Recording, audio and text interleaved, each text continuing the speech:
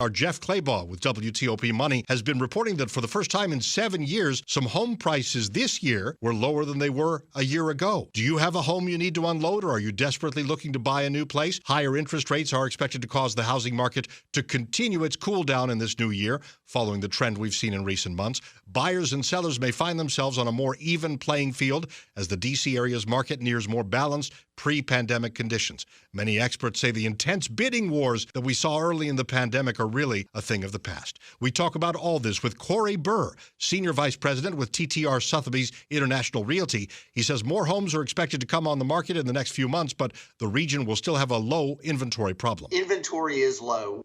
It's kind of a systemic problem in our country that there haven't been enough houses built over really the last 2 decades. So governments need to figure out a way to get more housing built. Part of it's been the cost of land.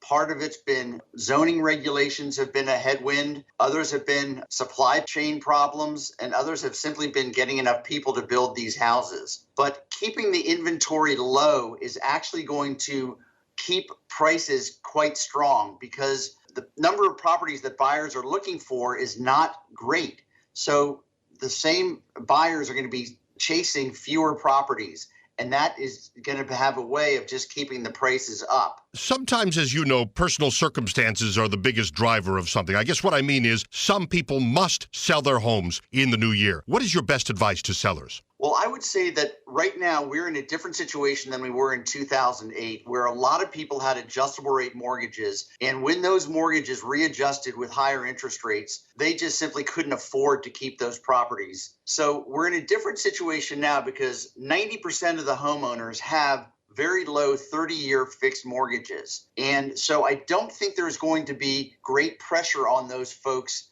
to have to sell. They've got carrying costs that are known for decades to come. So that's going to be a very smoothing effect to any kind of downturn that we experience. What about for buyers? For buyers, it's still going to be difficult just because there aren't going to be that many houses to look at. It's very important that buyers sew up their financing situation with a lender very early in their search process so that they are able to go after the best properties very strongly. Right now, it's a seller's market for any new property for about the first 2 to 3 weeks, but then it quickly turns into a buyer's market on any property. What's a final thought you'd have, Corey, for the first part of the new year? For people who are interested in real estate, don't give up. Sellers, put your properties on the market, make them show beautifully when you do, and price them reasonably. You don't have to beat the price that someone down the street may have gotten 6 or 12 months ago. You're still sitting on a great amount of appreciation over the last several years, and there's still time to capture that appreciation. And for buyers, again, don't give up. Continue to look at properties. There are going to be a lot of good price opportunities in 2023. Burr, Senior Vice President with TTR Sotheby's International Realty. He was on Skype.